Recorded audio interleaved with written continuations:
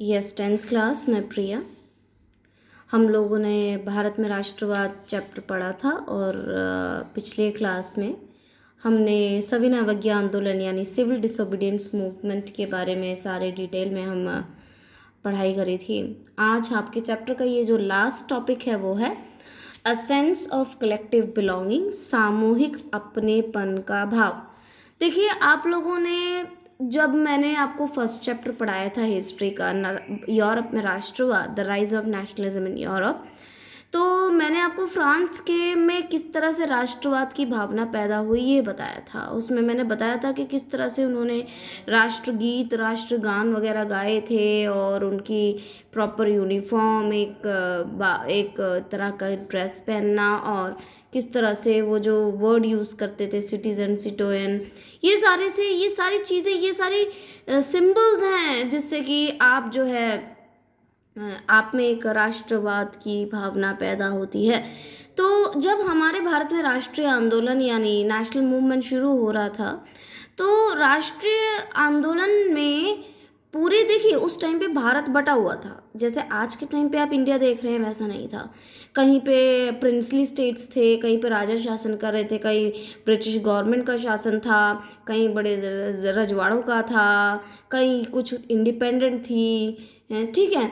तो इस तरह से डिवाइडेड था। तो उन डिवाइडेड टेरिटरीज में, उन डिवाइडेड जगहों में लोगों में एक राष्ट्रवाद की भावना पैदा कराना या लोगों को एकजुट करना, ये कैसे हुआ ये हम इस टॉपिक में पढ़ेंगे।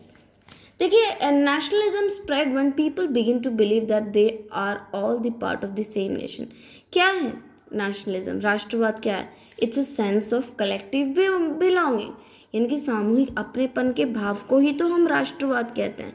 कि जब एक ऐसी फीलिंग आती है कि हम एक ही राष्ट्र के हैं, राइट, एक अपनेपन का भाव, उसको हम राष्ट्रवाद कहते हैं। और ये लोगों में सबसे बड़ा कारण पैदा होने का क्या है? It is a collective struggle against Britishers, यानी कि सब लोग जब इकट्ठे हुए एक ही दुश्मन का सामना करने के लिए, यानी अंग्रेज़ों का सामना करने के लिए, तो उस स्ट्रगल के ज़रिए उनमें एकता की भावना आई, राष्ट्रवाद की भावना आई। तो सिर्फ यही कारण नहीं, और भी बहुत सारे तरीक़ों से जो है लोगों में एक राष्ट्रवाद की भावना पैदा हुई। सबसे पहले हिस्ट्री, देखिए ये सारी चीज़ें, history, fiction, folklore, song, popular print, symbols, ये सभी चीज़ों ने जो है बहुत बड़ा योगदान किया कि ये इतिहास लेखन कैसे हो रहा है। फिक्शन जो कहानियाँ हैं, लोकगीत है, जो लोकगीत है, जनश्रुतियाँ हैं, गीत हैं, जो प्रिंट्स है, पॉपुलर प्रिंटिंग, उस टाइम पे क्या चीज़ें प्रिंट हो रही थी, जो अलग अलग सिंबल्स हैं, जो आपकी जो अलग अलग सिंबल्स होते हैं, उसने सारी चीज़ें रोल प्ले किया। देखिए, सबसे पहले तो अगर हम आपने यूरोप में पढ़ा था फीमेल एलिगोरीज के बारे में, किस तरह से जर्मानिया रिप्रेजेंट करती है जर्मनी को, फ्रांस में रिप्रेजेंट करती थी एक लेडी को, तो इसी तरह से जो है भारत को भी रिप्रेजेंट करने लगे थे एक भारत माता के रूप में। 20वीं सेंचुरी तक आते आते भारत को जो एक भारत माता के रूप में जो है रिप्रेजेंट करने लगे थे। ये इमेज, भारत माता की इमेज सबसे पहले जिसने बनाई थी वो बंकिम चंद्र चट्टोपाध्याय है, ठीक है। और इन्होंने वंदे मातरम जो गाना है वो भी लिखा था, जो कि बंगाल में खासकर स्वदेशी मूवमेंट, स्वदेशी आंदोलन के दौरान लोगों ने गीत ये गाए भी थे, ठीक है। बाद में इस वंदे मातरम को एक बहुत बड़ी किताब आनंद मठ में इंक्लूड कर दिया गया था। बट सबसे इम्पॉर्टेंट जो भारत माता की जो इमेज है, जो बहुत फेमस हुई, पॉपुलर हुई, वो बनाया था अबींद्रनाथ टैगोर ने। अबींद्रनाथ टैगोर ने, आपकी किताब में, टेक्स्ट बुक में उसकी पिक्चर भी है, ज़रा देखिएगा। अबींद्रनाथ टैगोर ने सबसे इम्पॉर्टेंट भारत माता की इमेज बनाई, जो कि बहुत ज़्यादा प्रिंटिंग मीडिया में सर्कुलेट हुई थी। बहुत ज़्यादा जो नोटिस वगैरह देना होता था, या लोगों को जो है किसी आंदोलन के लिए आने के नोटिस वगैरह देना होता था, न्यूज़पेपर्स हो गए भारत में, उनमें वाइडली यूज़ करने लगे इस भारत माता के इमेज को। मैंने यहाँ पे बताया था ना, यहाँ पे देखिए हिस्ट्री, फोकलोर, सॉन्ग्स की बात की, सॉन्ग लिखा, इसके बाद पॉपुलर प्रिंट्स में भी यहाँ पे आ गए। अब नेक्स्ट दूसरा तरीका क्या है, ठीक है। नेक्स्ट तरीका, तीसरा तरीका क्या है? Nationalist also started collecting folk tales which actually valorised that Indian culture and tradition. Example Rabindranath Tagore. अब जो राष्ट्रवादी थे, जो नेशनलिस्ट थे हमारे इंडिया में, वो कई सारे भारत के फोक टेल्स और जनश्रुतियों को इकट्ठे करने लगे। Now what is folk tales या जनश्रुतियाँ क्या होती हैं?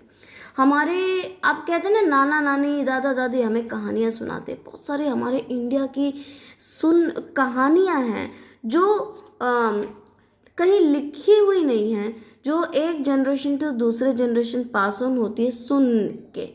आप वो कहानी, वो जो बड़े बड़ी कहानी जो गीत होते हैं, वो क्या होते हैं, आपके दादा दादी आपको सुनाते हैं, आप अपने बच्चों को सुनाते, वो उनके बच्चों को सुनाते हैं, उसको हम कहते हैं फोक टेल्स। जैसे अमर चित्र कथाएं बड़ी फेमस है हमारे इंडिया में, जिसमें जानवरों के से रिलेटेड मोरल वैल्यूज़ देते हैं।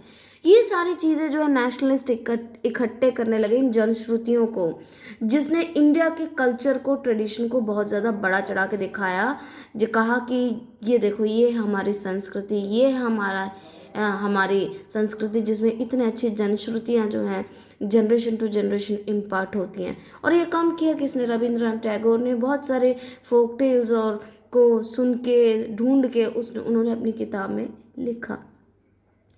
दूसरा एग्जाम्पल फोक टेल का है। मद्रास में नतेसा शास्त्री ने तमिल में एक बुक पब्लिश की, वो भी तमिलनाडु में जितने भी फोक टेल्स या जनश्रुतियाँ थी उन सबको ढूंढ ढांड के उन्होंने अपनी किताब में पब्लिश की under the title the folklore of southern India. उनकी किताब का नाम क्या था? The folklore of southern India. अब ड्यूरिंग स्वदेशी movement in India a tricolour flag red green and yellow was design. अब अगला क्या तरीका होता है लोगों में राष्ट्रवाद की भावना को और ज़्यादा स्ट्रॉन्ग करने का? वो है ट्राइकलर फ्लैग।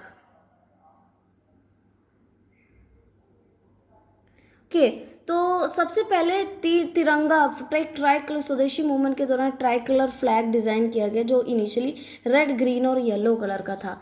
लेकिन 1921 तक आते आते गांधी जी ने उसको रीडिज़ाइन किया, एक स्वराज फ्लैग उन्होंने बनाया जिसमें रेड ग्रीन एंड वाइट था और बीच में हमारे स्पिनिंग व्हील यानी चरखा बनाया हुआ था। वो अगर आप नेट में सर्च करेंगे आपको मिलेगा, पुराने टाइम गांधी जी ने जो फ्लैग क्रिएट किया था। तो नेक्स्ट फोर्थ तरीका क्या हो गया नेशनलिज्म की फीलिंग? थ्रू सिंबल्स में क्या आता है? अपना स्वराज, अपना flag. Next, another way of creating a feeling of nationalism is through history writing. राष्ट्रवाद की भावना को और बढ़ाने का अगला तरीका है हिस्ट्री राइटिंग, इतिहास लेखन। देखिए, अंग्रेज़ जब हमारे इंडिया में आए थे तो उन्होंने हमारे इंडियंस के बारे में बहुत सारे हिस्ट्री ढूंढ के हिस्ट्री लिखना शुरू किया, जिसमें उन्होंने किताब में लिखा कि इंडियंस बहुत प्रिमिटिव थे, पुराने ज़माने के थे, ये बिल्कुल इनमें कोई काबिलियत नहीं है, they are very incapable of doing everything. लेकिन इंडियन हिस्टोरियंस ने इनको जवाब देना चाहा। उन्होंने क्या किया कि उन्होंने ढूंढना शुरू किया हमारे इंडिया के हिस्ट्री, इतिहास में जितनी भी अच्छी अच्छी चीज़ें थी, जैसे कि उन्होंने हमारे इंडिया के आर्ट, आर्किटेक्चर, वास्तुकला, कला, साइंस एंड मैथ्स, विज्ञान, गणित, रिलीजन, धर्म, कल्चर, संस्कृति, कानून, लॉ, फिलॉसफी, दर्शन शास्त्र, इन सब के बारे में हमारे इंडिया ने इतिहास में कितनी तरक्की की, कितना डेवलप्ड था पुराने टाइम पे भी ये सारे सब्जेक्ट्स हमारे इंडिया में, उन सब के बारे में उन्होंने अपने हिस्ट्री की किताब में हमारे इंडियन हिस्टोरियंस ने लिखना शुरू किया और कहा कि देखो हमारा जो इंडिया है वो कितना महान है, पुराने टाइम से ही इतनी सारी चीज़ें हैं। आपने पढ़ा होगा हिस्ट्री में एटम की बात कही है, अणु की बात हमारे इंडियन साइंटिस्ट ने बहुत पहले ही कह दी थी। तो इंडिया में बहुत पहले से ही बहुत ज़्यादा डेवलपमेंट चलती आई हैं, लेकिन वो कभी किसी के सामने ना आ पाई, इसलिए इन्होंने लिखना शुरू किया कि देखो ये है हमारा इतिहास। They started glorifying our history. उन्होंने हमारे इंडिया के इतिहास को बहुत ज़्यादा अच्छे से दिखाया, उसकी महानता के बखान किया उन्होंने, और उन्होंने ये हाईलाइट किया, उसमें ये भी लिखा कि हमारी इंडिया बहुत अच्छी थी लेकिन अंग्रेज़ों के आने के बाद वो और ज़्यादा ख़राब हो गई है, बर्बाद हुई है। ठीक है, तो इसी के साथ आप लोगों का ये चैप्टर ख़त्म होता है। ओके।